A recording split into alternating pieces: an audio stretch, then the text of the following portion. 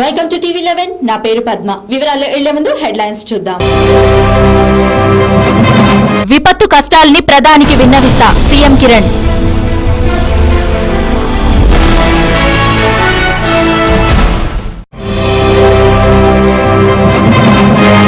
విభజనపై చర్చించేందుకు మరో అఖిలపక్ష సమావేశం షిండే.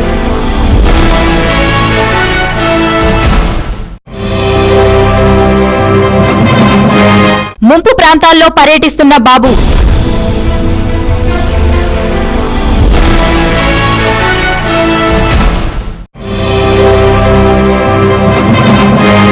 తెలంగాణ ఏర్పాటు ఘనత సోనియాకే దక్కుతుంది డిఎస్.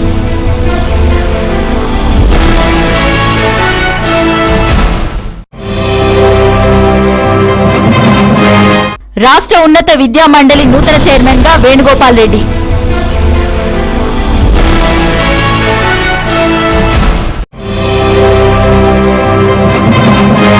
News in details. ప్రకృతి విపత్తుకు దెబ్బతిన్న రైతులెవరూ ఆత్మహత్యలు చేసుకోవద్దని, అన్ని విధాలా ఆదుకునేందుకు రుణాలను మాఫీ చేయాలని ప్రధానమంత్రిని కోరనున్నట్లు ముఖ్యమంత్రి ఎన్ కిరణ్ కుమార్ రెడ్డి వెల్లడించారు. బుధవారం ఆయన శ్రీకాకుళం జిల్లా లావేరు మండలం అదపాక, బుడుమూరు, శ్రీకాకుళం మండలం ఒప్పంగి ప్రాంతాల్లో, విశాఖ జిల్లా అనకాపల్లి, మునగపాక, రాంబిల్లి మండలాల్లోని ఆవకండ, దేవీనగర్, తిమ్మరాజుపేట, పంచదార్ల, నారాయణపురం ప్రాంతాల్లో పర్యటించి ముంపు బాధితులను పరామర్శించారు. నీట మునిగిన పంటలు, కాలనీలను పరిశీలించారు. రుణమాఫీ కింద దాదాపు 72,000 కోట్లు ఇవ్వాల్సి ఉంటుందని, ఇది రాష్ట్ర ప్రభుత్వానికి సాధ్యం కాదని తెలిపారు. దీనికోసం కేంద్రంపైనే ఆధారపడాల్సి ఉందన్నారు. లేదంటే రైతులకు వడ్డీ లేకుండా కొత్త రుణాలు ఇచ్చే ప్రయత్నం చేస్తామని పేర్కొన్నారు. 1,00,000 లోపు రుణాలు తీసుకుని సకాలంలో చెల్లించిన రైతులకు వడ్డీ రాయితీ కింద 450 కోట్లు వారి ఖాతాల్లో జమ చేస్తామని ముఖ్యమంత్రి చెప్పారు. అనంతరం శ్రీకాకుళం, విశాఖపట్నంలలో జిల్లా అధికారులతో సమీక్ష నిర్వహించి విలేకరులతో మాట్లాడారు. పంట కోల్పోయిన ఏ ఒక్కరిని వదలకుండా వారి వివరాలను జాగ్రత్తగా నమోదు చేయాలని అధికారులకు ఆదేశించారు. ఒప్పంగిలో కొందరు రైతులు మాట్లాడుతూ పంట మొత్తం నీటిపాలైందని, ప్రత్యేక ప్యాకేజీ ఇవ్వాలని, రుణాల మాఫీ చేసి ఆదుకోవాలని, లేదంటే ఆత్మహత్యలే శరణ్యమని సీఎం ముందు ఆవేదన చెందారు. దీంతో తీవ్రంగా స్పందించిన ముఖ్యమంత్రి ఏ ఒక్కరూ మనోధైర్యం కోల్పోవద్దని, ప్రతి రైతును ప్రభుత్వం ఆదుకుంటుందని హామీ ఇచ్చారు. రబీకి కొత్త రుణాలు ఇవ్వాలని, రాయితీ కంటే తక్కువ ధర విత్తనాలు ఇవ్వాలని అధికారులను ఆదేశించారు. కౌలు రైతులు సాగు చేస్తున్న పంటలకు పరిహారాన్ని నేరుగా వారి ఖాతాల్లోనే జమ అయ్యేలా చూస్తామని హామీ ఇచ్చారు. ఇల్లు కోల్పోయిన ఎస్సీ ఎస్టీలకు 1,00,000 రూపాయలు, ఇతరులకు 75,000 ఇస్తామని హామీ ఇచ్చారు. రైతులకు ఇన్పుట్ సబ్సిడీ హెక్టారుకు 10,000 ఇస్తున్నామని అన్నారు. ఇందులో కేంద్రం ఇస్తున్నది 6,000 మిగిలిన మొత్తాన్ని రాష్ట్ర ప్రభుత్వం అదనంగా భరిస్తుందని పేర్కొన్నారు. రైతుల ఆత్మహత్యలకు అప్పులు ఒకటే కారణం కాదని, ఇంకా అనేక కారణాలున్నాయని ముఖ్యమంత్రి వ్యాఖ్యానించారు. ఆత్మహత్య చేసుకోవడం అనేది ఒక మానసిక రోగం అన్నారు. బుధవారం శ్రీకాకుళం పట్టణంలో మీడియా సమావేశంలో రైతుల ఆత్మహత్యలపై ఒక విలేకరి అడిగిన ప్రశ్నకు ఆయన ఈ విధంగా స్పందించారు. ఆత్మహత్యలకు ప్రేరేపించేలా వార్తలు రాయొద్దని మీడియాకు సూచించారు.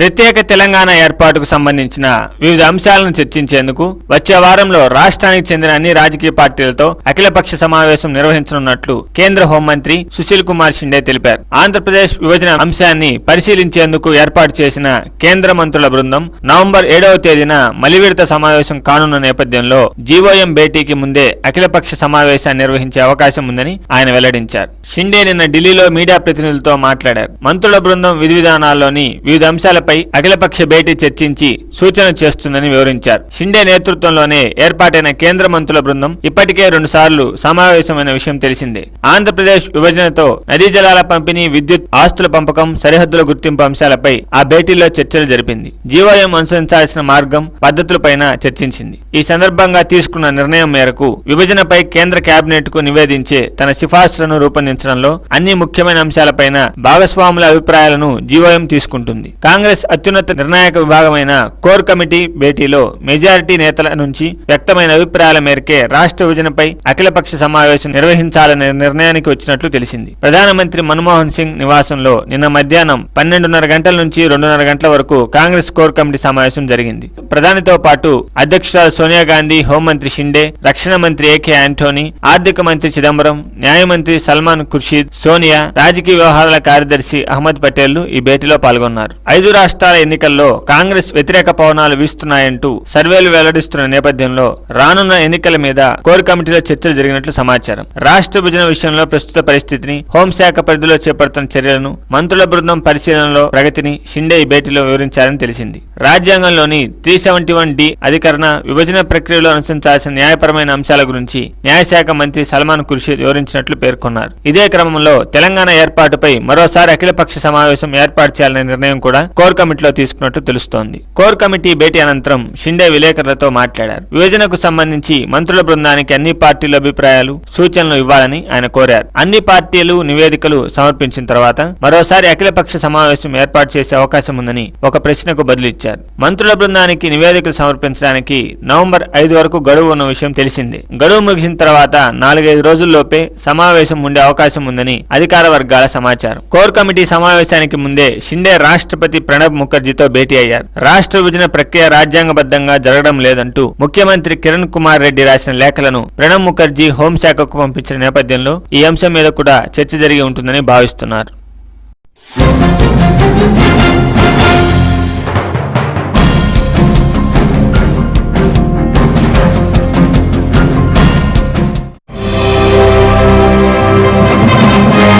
రాష్ట్రంలో కని విని ఎరుగని రీతిలో భారీ వర్షాలు కురవడం వల్ల లక్షల ఎకరాల్లో పంట నష్టం జరిగిందని, దీనిని జాతీయ విపత్తుగా ప్రకటించాలని కోరుతూ కేంద్రానికి లేఖ రాస్తానని తెలుగుదేశం పార్టీ అధినేత చంద్రబాబు వెల్లడించారు. అధిక వర్షాలు, వరదల వల్ల అపార నష్టం కలిగింది. వేలాది మంది రైతులు నష్టాల్లో కూరుకుపోయారు. దీనిని గమనించి జాతీయ విపత్తుగా ప్రకటించాలని బాబు డిమాండ్ చేశారు. వర్షాలకు దెబ్బతిన్న పశ్చిమ గోదావరి జిల్లాలోని బాధిత ప్రాంతాల్లో బుధవారం ఆయన పర్యటించారు. జిల్లాలోని తణుకు, అత్తిలి, పెంటపాడు మండలాల్లోని పలు ప్రాంతాల్లో పంటలు కోల్పోయిన రైతులు, ముంపు బాధితుల సమస్యలు అడిగి తెలుసుకున్నారు. ఈ క్రమంలో పలుచోట్ల ప్రజలతో మాట్లాడారు. మీరంతా కష్టాల్లో ఉంటే పట్టించుకోవడం లేదని ఆరోపించారు. సీఎం కిరణ్ విమానంలో షికార్లు చేస్తూ చొక్కా నలవకుండా రాజకీయాలు చేస్తున్నారన్నారు. ఢిల్లీ పాలకులు అలాగే ఉన్నారని, ఢిల్లీలో కూర్చొని కబుర్లు చెప్తే సరిపోదని, రైతులను కేంద్రం ఆదుకోవాలని కోరారు. దీనిపై నేరుగా ప్రధానికి లేఖ రాస్తున్నానని తెలిపారు.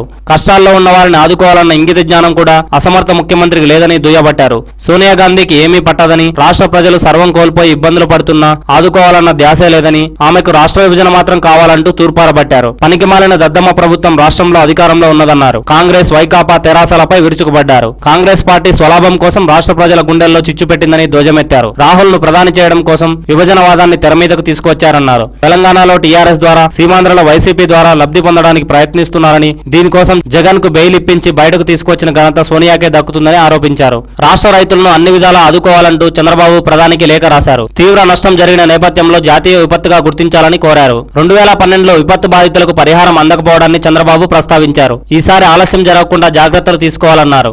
రంగుమారిన ధాన్యాన్ని మార్క్ఫెడ్, సీసీఐ, నాఫెడ్ కొనుగోలు చేయాలని విన్నవించారు. మృతుల కుటుంబాలకు 5 లక్షలు, పాక్షికంగా నష్టపోయిన ఇతరులకు 50 కేజీల బియ్యం, కిరోసిన్, 5,000 రూపాయలు ఇవ్వాలని డిమాండ్ చేశారు. లేఖ ప్రతిని కేంద్ర వ్యవసాయ, హోంశాఖ మంత్రులకు కూడా పంపారు. ఇప్పుడు వార్తల్లో చిన్న విరామం. చూస్తూనే ఉండండి TV11.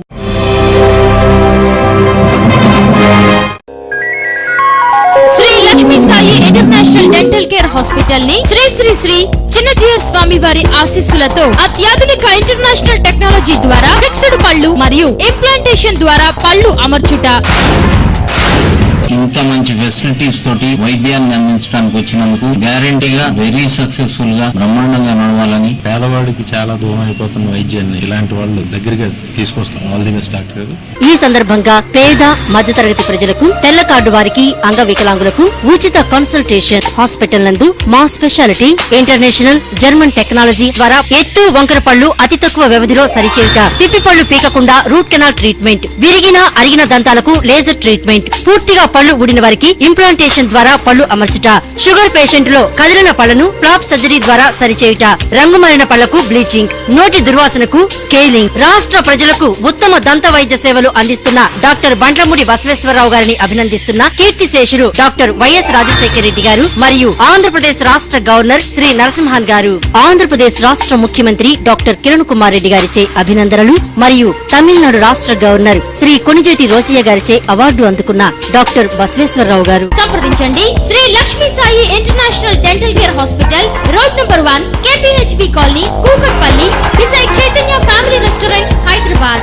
సెల్ 9966276688 మరియు 9849129503.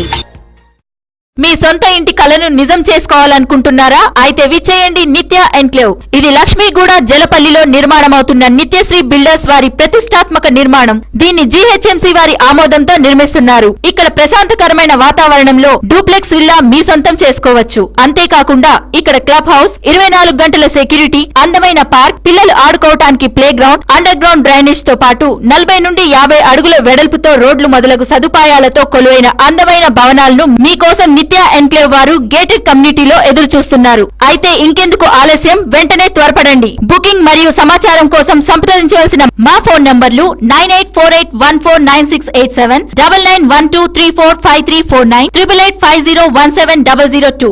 మా వెబ్సైట్ www.nityasreevillas.com.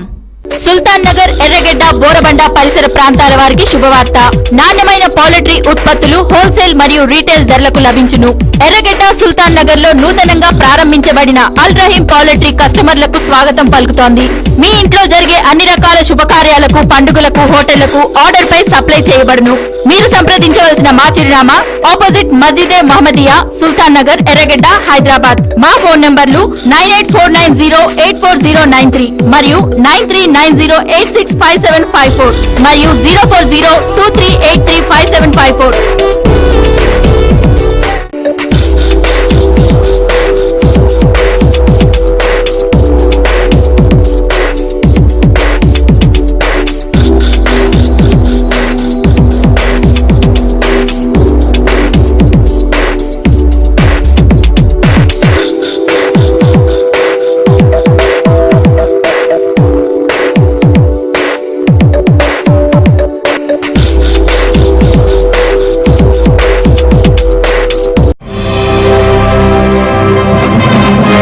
విరామానంతరం తిరిగి స్వాగతం.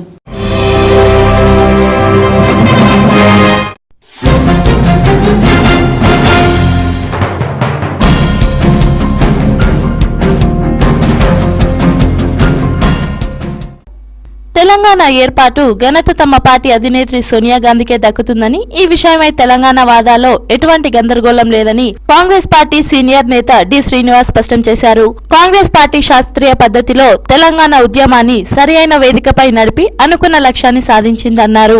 మనుషులను చంపడం, సామాన్యులకు ఇబ్బంది కలిగించడం ఉద్యమమా అని ఆయన ప్రశ్నించారు. నిన్న ఇక్కడ ఏర్పాటు చేసిన మీట్ ద ప్రెస్ కార్యక్రమంలో మాట్లాడుతూ కాంగ్రెస్ లో టీఆర్ఎస్ పార్టీ విలీనాన్ని అధిష్టాన వర్గం పరిధిలో జరిగే పని అని అన్నారు. కాంగ్రెస్ లో విలీనం కావాలనుకుంటే ముందుగా కేసీఆర్ తన నిర్ణయాన్ని తెలియజేయవలసి ఉంటుందన్నారు. తెలంగాణపై నిర్ణయం జరిగిపోయిందని ఇక జరగవలసిన ప్రక్రియ వేగంగా ముగుస్తుందన్నారు. సీమాంధ్రలో ప్రజలకు లేని అనుమానాలు సమైక్యవాదులు కల్పిస్తున్నారన్నారు. తెలంగాణ ఏర్పడితే దళిత నేతను ముఖ్యమంత్రి చేస్తారా అని ప్రశ్నించగా తమ పార్టీ జాతీయ పార్టీ అని, పార్టీ తీసుకునే నిర్ణయానికి కట్టుబడి ఉంటామన్నారు. టీఆర్ఎస్ ఇంటి పార్టీ అని, వారికి సొంతంగా నిర్ణయం తీసుకునే హక్కు ఉంటుందని, దళిత మార్గానికి చెందిన నేతను ముఖ్యమంత్రిని చేస్తే సంతోషిస్తామన్నారు. హైదరాబాద్ ఉమ్మడి రాజధానిగా 10 ఏళ్లు ఉంటుందని, అవసరం అనుకుంటే మరో 12-14 ఏళ్లు ఉన్నా తప్పేమీ లేదన్నారు. విభజనకు సంబంధించి అసెంబ్లీ తీర్మానం పంపాలని కేంద్రం కోరదని, బిల్లునే కేంద్రం పంపిస్తుందని తెలిపారు. తెలంగాణ నిర్ణయం వల్ల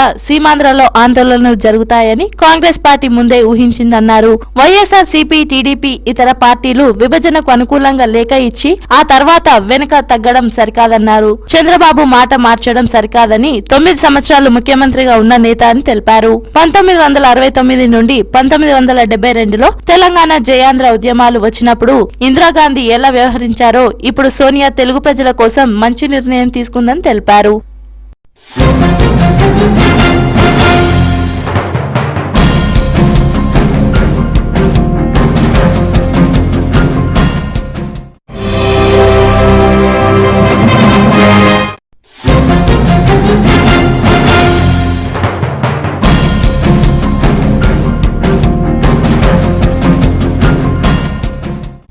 రాష్ట్ర ప్రభుత్వం ఎట్టకేలకు ఉన్నత విద్యా మండలిని ప్రక్షాళన చేసింది. కొత్త చైర్మన్ గా ప్రొఫెసర్ ఎల్ వేణుగోపాల్ రెడ్డిని నియమించింది. మండలి వైస్ చైర్మన్ 1 గా Osmania university vice chancellor professor S సత్యనారాయణను, వైఎస్ చైర్మన్ 2 గా ఆంధ్ర విశ్వవిద్యాలయం మాజీ రిజిస్ట్రార్ ప్రొఫెసర్ పి విజయప్రకాష్ ను నియమించారు. మండలి కార్యదర్శిగా Ambedkar open university professor K Satish రెడ్డిని నియమించారు. నిన్న చైర్మన్ గా ప్రొఫెసర్ వేణుగోపాల్ రెడ్డి, కార్యదర్శిగా సతీష్ రెడ్డిలు బాధ్యతలు స్వీకరించారు. తెలంగాణ ప్రాంతానికి కొత్తగా ఏర్పాటయ్యే ఉన్నత విద్యా మండలికి చైర్మన్ గా ప్రొఫెసర్ సత్యనారాయణ నియమితులయ్యే అవకాశం ఉందని ఉన్నత విద్యాశాఖ అధికారులు భావిస్తున్నారు. బాధ్యతలు స్వీకరించిన వేణుగోపాల్ రెడ్డిని మాజీ చైర్మన్ ప్రొఫెసర్ జయప్రకాష్ రావు మండలి సిబ్బంది అభినందించారు. అనంతరం వేణుగోపాల్ రెడ్డి మాట్లాడారు. విద్యా ప్రమాణాలపైనే దృష్టి పెడతానని అన్నారు. రానున్న రోజుల్లో యూనివర్సిటీలో బోధనా సిబ్బంది నియామకాలను పెద్ద ఎత్తున చేపడతామని, అన్ని విద్యా సంస్థలు నిర్బంధంగా నేక్ గుర్తింపును పొందేలా చర్యలు చేపడతామని తెలిపారు. కేంద్ర ప్రభుత్వం కొత్తగా అమల్లోకి తెచ్చిన రూసా పథకంలో 30% రాష్ట్రం తన నిధులను విడుదల చేసేలా చర్యలు చేపడతామని,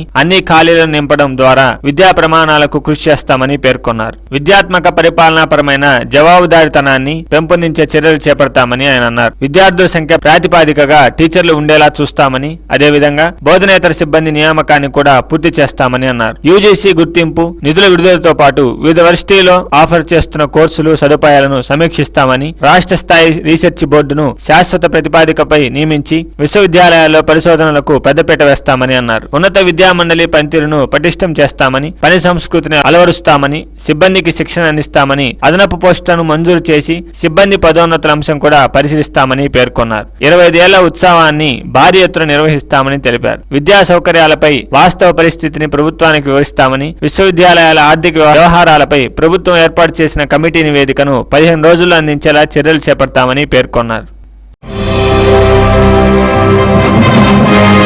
ద్రవ్యోల్బణాన్ని కట్టడి చేసే లక్ష్యంతో భారత రిజర్వ్ బ్యాంక్ స్వల్పకాలిక వడ్డీ రేట్లు రెపో, రివర్స్ రెపోలను 0.25% వంతున పెంచింది. గతంలో కోత ఉంటుందనుకుంటే రెపో రేటును పెంచిన ఆర్బీఐ గవర్నర్ రఘురాం రాజన్ మరోసారి అదే చర్యకే మొగ్గు చూపారు. దీంతో వాహన, గృహ, కార్పొరేట్ రుణాలు మరింత భారమయ్యే అవకాశాలు ఉన్నాయి. బ్యాంకింగ్ వ్యవస్థలో వడ్డీ రేట్ల పెంపు సంకేతాలు, డిమాండ్ తగ్గింపు, తద్వారా ద్రవ్యోల్బణం కట్టడి లక్ష్యంగా రెండో త్రైమాసిక పరపతి విధాన సమీక్షలో ఆర్బీఐ నిర్ణయం తీసుకుంది. రెపో రేటును 0.5% పెంచడంతో ఈ రేటు 7.75% చేరింది. అదే సమయంలో వృద్ధికి కావాల్సిన నిధులు వ్యవస్థలో అందుబాటులో ఉండే చర్యలను తీసుకుంది. మార్జినల్ స్టాండింగ్ ఫెసిలిటీ రేటును 0.5% తగ్గించింది. దీంతో ఈ రేటు 8.75% దిగి వచ్చింది. తద్వారా ద్రవ్య లభ్యతకి ఎలాంటి ఇబ్బంది తలెత్తకుండా చర్యలు ఉంటాయనే సంకేతాలు ఇచ్చింది. ద్రవ్య లభ్యతను పెంచడం కోసం ఎంఎస్ఎఫ్ కోతతో పాటు బ్యాంకులు తమ వద్దనున్న నగదు పొజిషన్లు లేదా నెట్ డిమాండ్, టైం లయబిలిటీలపై రుణ పరిమితిని రెట్టింపు చేస్తూ ఆర్బీఐ నిర్ణయం తీసుకుంది. మిగిలిన రేట్లు నిష్పత్తుల్లో ఎటువంటి మార్పులు చేయలేదు. మొత్తం మీద దాదాపు మార్కెట్ అంచనాలకు అనుగుణంగానే ఆర్బీఐ పాలసీ విధానం కొనసాగింది. డాలర్ మారకంలో రూపాయి పతనం నేపథ్యంలో తీసుకున్న కొన్ని ప్రత్యేక చర్యల్లో భాగంగా ఎంఎస్ఎఫ్ రేటును పెంచారు.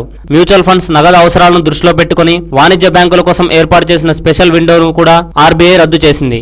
ద్రవ్యోల్బణంపై ఆర్బీఐ అంచనాలు, గణాంకాలు పరస్పరం కలవకపోతే తాము మరిన్ని చర్యలు తీసుకోవాల్సి వస్తుందని సమీక్ష సమావేశానంతరం గవర్నర్ రఘురాం రాజన్ వెల్లడించారు. ప్రస్తుత ఆర్థిక సంవత్సరంలో భారత వృద్ధి రేటు 5%కే పరిమితం అవుతుందని రాజన్ తెలిపారు. ఇదివరకు జూలై 30న నిర్వహించిన సమావేశంలో 5.5%గా వృద్ధి రేటును అంచనా వేశారు. తాజాగా ఈ అంచనాలను 0.5% తగ్గించడం జరిగింది. అంతర్జాతీయ మార్కెట్లో నెలకొన్న మాంద్యం, దేశీయ పరిణామాల నేపథ్యంలో వృద్ధి రేటు అంచనాలను తగ్గించాల్సి వచ్చిందన్నారు. గత ఆర్థిక సంవత్సరంలో వృద్ధి రేటు దశాబ్ద కనిష్ట స్థాయి 5%కి పడిపోవడమే కాకుండా ప్రస్తుత ఆర్థిక సంవత్సరం తొలి త్రైమాసికంలో వృద్ధి రేటు ఏకంగా 4.4%గా నమోదైంది. ఎగుమతులను వృద్ధి చేసుకోవాల్సిన అవసరం ఉందని రాజన్ పేర్కొన్నారు. వ్యవసాయంతో పాటు సేవల రంగంలో వృద్ధి సంకేతాలు కనిపిస్తూ ఉండడంతో వృద్ధి దూసుకుపోయే అవకాశం ఉందని ఆయన అన్నారు. మరోవైపు భారీ ప్రాజెక్టులకు కేంద్ర పెట్టుబడుల కేబినెట్ కమిటీ ఆమోదం తెలపడం కూడా వృద్ధికి దోహదం చేస్తుందన్నారు. టోకు ధరల సూచి కొద్ది నెలలుగా అటు ఇటుగా ఉన్నప్పటికీ రిటైల్ ద్రవ్యోల్బణం 9%కి ఎగువ నుండి భయపెడుతోందని ఆర్బీఐ పేర్కొంది.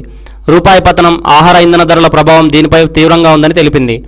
అయితే రుతుపవనాలు ఆశించిన స్థాయిలో ఉండడంతో ఆహార ద్రవ్యోల్బణం తగ్గుముఖం పడుతుందని భావించినప్పటికీ మలిదఫా వర్షాలతో నిత్యావసరాలు, సర్వీసులపై ఒత్తిడి పడవచ్చని అంచనా వేసినట్లు సమాచారం. కన్జ్యూమర్ డ్యూరబుల్స్ మరియు క్యాపిటల్ గూడ్స్ విక్రయాల్లో నెలకొన్న మాంద్యం పారిశ్రామిక అభివృద్ధిపై ప్రభావం చూపుతుందని రాజన్ పేర్కొన్నారు.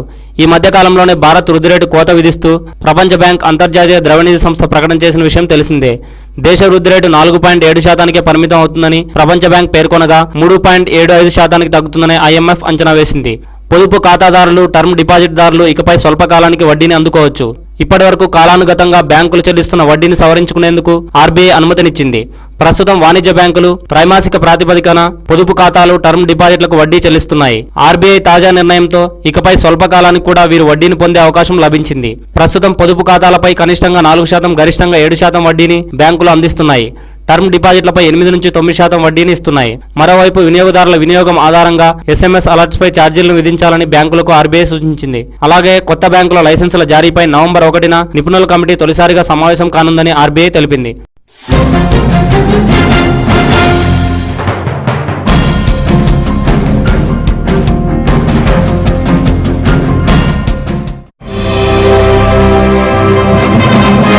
ఇప్పుడు వార్తల్లో చిన్న విరామం. చూస్తూనే ఉండండి TV11.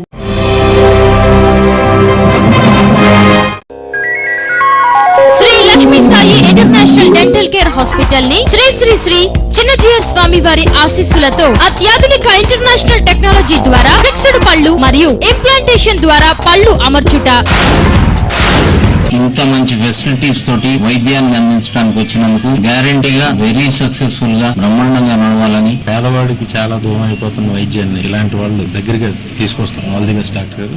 ఈ సందర్భంగా పేద మధ్యతరగతి ప్రజలకు, తెల్ల కార్డు వారికి, అంగవికలాంగులకు ఉచిత కన్సల్టేషన్. హాస్పిటల్ నందు మా స్పెషాలిటీ ఇంటర్నేషనల్ జర్మన్ టెక్నాలజీ ద్వారా ఎత్తు వంకర పళ్ళు అతి తక్కువ వ్యవధిలో సరిచేయుట, పిప్పి పళ్ళు పీకకుండా రూట్ కెనాల్ ట్రీట్మెంట్, విరిగిన అరిగిన దంతాలకు లేజర్ ట్రీట్మెంట్, పూర్తిగా పళ్ళు ఊడిన వారికి ఇంప్లాంటేషన్ ద్వారా పళ్ళు అమర్చుట, షుగర్ పేషెంట్ లో కదిలిన పళ్లను ఫ్లాప్ సర్జరీ ద్వారా సరిచేయుట, రంగుమారిన పళ్లకు బ్లీచింగ్, నోటి దుర్వాసనకు స్కేలింగ్. రాష్ట్ర ప్రజలకు ఉత్తమ దంత వైద్య సేవలు అందిస్తున్న డాక్టర్ బండ్లమూడి బసవేశ్వరరావు గారిని అభినందిస్తున్న కీర్తిశేషులు డాక్టర్ వైఎస్ రాజశేఖర రెడ్డి గారు మరియు ఆంధ్రప్రదేశ్ రాష్ట్ర గవర్నర్ శ్రీ నరసింహన్ గారు, ఆంధ్రప్రదేశ్ రాష్ట్ర ముఖ్యమంత్రి డాక్టర్ కిరణ్ కుమార్ రెడ్డి గారిచే అభినందనలు మరియు తమిళనాడు రాష్ట్ర గవర్నర్ శ్రీ కొణిజేటి రోసయ్య గారిచే అవార్డు అందుకున్న డాక్టర్ బసవేశ్వరరావు గారు. సంప్రదించండి Shri Lakshmi Sai international dental care hospital, road number 1, KPHP colony, Kukatpally, beside Chaitanya family restaurant, Hyderabad. Cell 9962 76688 మరియు 9849129503. మీ సొంత ఇంటి కలను నిజం చేసుకోవాలనుకుంటున్నారా? అయితే విచ్చేయండి నిత్య ఎన్క్లేవ్. ఇది లక్ష్మీగూడ జలపల్లిలో నిర్మాణమవుతున్న నిత్యశ్రీ బిల్డర్స్ వారి ప్రతిష్టాత్మక నిర్మాణం. దీన్ని GHMC వారి ఆమోదంతో నిర్మిస్తున్నారు. ఇక్కడ ప్రశాంతకరమైన వాతావరణంలో డూప్లెక్స్ విల్లా మీ సొంతం చేసుకోవచ్చు. అంతేకాకుండా ఇక్కడ క్లబ్ హౌస్, 24 గంటల సెక్యూరిటీ, అందమైన పార్క్, పిల్లలు ఆడుకోవటానికి playground, underground drainage తో పాటు 40 నుండి 50 అడుగుల వెడల్పుతో రోడ్లు మొదలగు సదుపాయాలతో కొలువైన అందమైన భవనాలను మీకోసం నిత్య ఎన్క్లేవ్ వారు గేటెడ్ కమ్యూనిటీలో ఎదురు చూస్తున్నారు. అయితే ఇంకెందుకు ఆలస్యం, వెంటనే త్వరపడండి. బుకింగ్ మరియు సమాచారం కోసం సంప్రదించవలసిన మా ఫోన్ నంబర్లు 9848149687, 9912345349, 8850170002. మా వెబ్సైట్ www.nityasreevillas.com. సుల్తాన్ నగర్, ఎర్రగడ్డ, బోరబండ పరిసర ప్రాంతాల వారికి శుభవార్త. నాణ్యమైన పౌల్ట్రీ ఉత్పత్తులు హోల్సేల్ మరియు రీటైల్ ధరలకు లభించును. ఎర్రగడ్డ, సుల్తాన్ నగర్ లో నూతనంగా ప్రారంభించబడిన అల్ రహీం పౌల్ట్రీ కస్టమర్లకు స్వాగతం పలుకుతోంది. మీ ఇంట్లో జరిగే అన్ని రకాల శుభకార్యాలకు, పండుగలకు, హోటళ్లకు ఆర్డర్ పై సప్లై చేయబడును. మీరు సంప్రదించవలసిన మా చిరునామా ఆపోజిట్ మస్జిదే మహమ్మదియా, సుల్తాన్ నగర్, ఎర్రగడ్డ, హైదరాబాద్. మా ఫోన్ నంబర్లు 9849084093 మరియు 9390865754 మరియు 04023835754.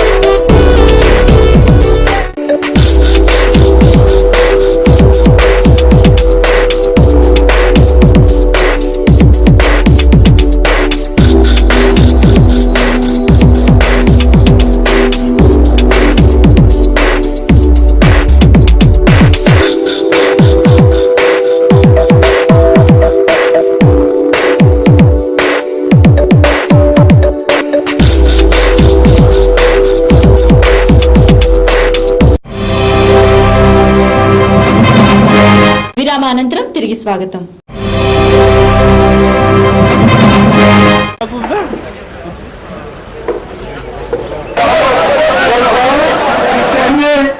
उस पर कायम रहना चाहे जो लोगों के दिल की, जो उनकी उम्मीदें हैं मुख्तलिफ मामलात में, चाहे वो मामला हो, बेरोजगारी का मसला हो, सियासी अदमी इस्तेकाम का मामला हो.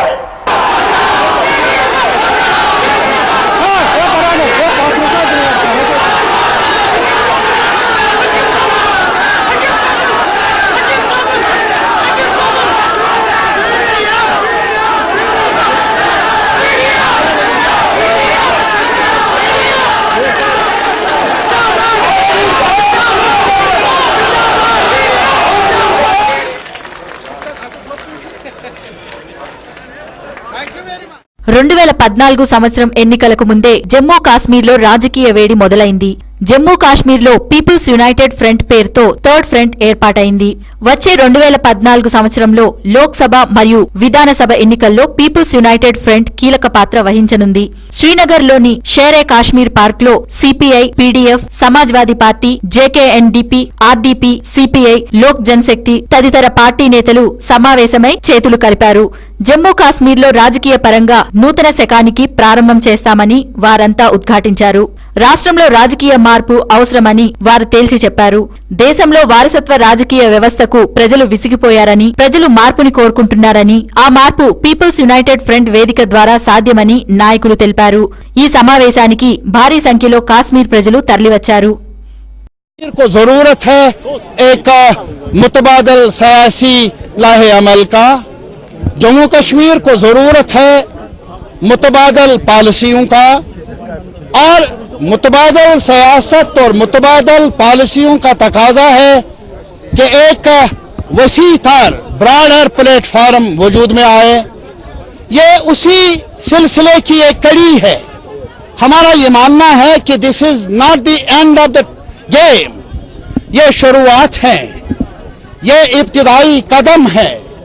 जैसा कि मैंने ये भी कहा कि ये मुतबादल पॉलिसियों के क़याम का, मुतबादल प्लेटफॉर्म बनाने का जहां तक ताल्लुक है, ये एक अवामी सतह का प्रोग्राम है जिसमें मुख्तलिफ कुव्वतों को एक साथ मिलकर काम करना होगा।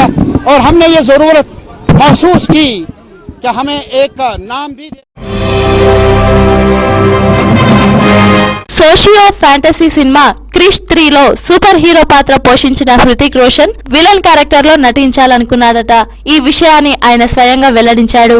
ఈ సినిమాలో విలన్ వేషం వేయాలనుకున్నానని, కానీ తన తండ్రి రాకేష్ రోషన్ అందుకు ఒప్పుకోలేదని తెలిపారు. ఈ పాత్రను వివేక్ ఒబ్రాయ్ చేయించారని తెలిపారు. తన తండ్రి నమ్మకాన్ని వివేక్ మామ చేయలేదని అన్నారు.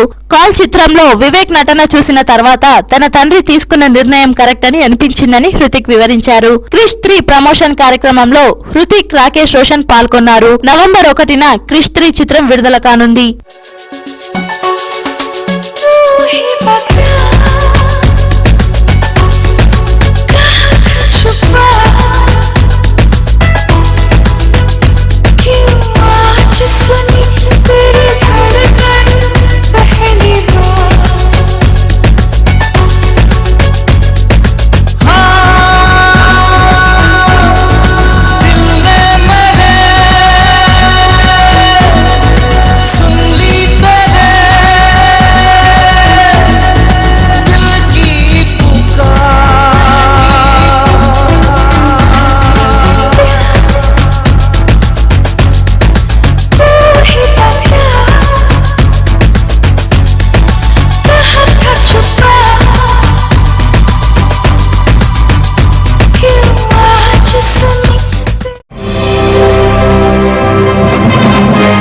రోజు వార్తలు. మరిన్ని అప్డేట్స్ కోసం చూస్తూనే ఉండండి TV11.